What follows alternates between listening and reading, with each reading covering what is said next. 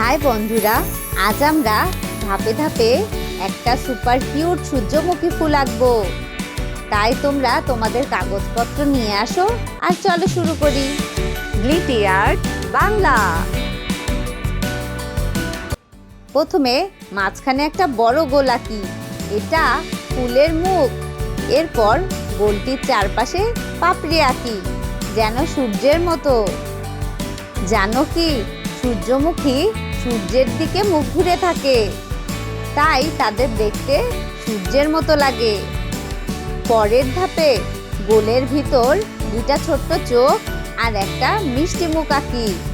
এখন নিচ থেকে ডাঁটা টানো আর ডাঁটার দুই পাশে দুইটা পাতা যোগ করো।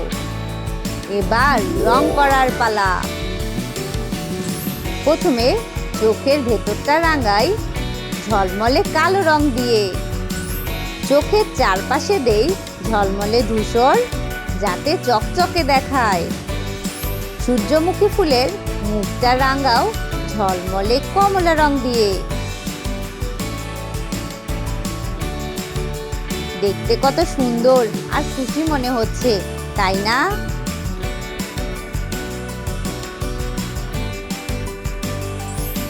পাপড়িগুলো রাঙাও ঝলমলে হলুদ দিয়ে, একদম রোদের মতো। আরো মজার কথা, সূর্যমুখী খুব লম্বা হয়, কখনো কখনো 10 ফুট পর্যন্ত বেড়ে ওঠে।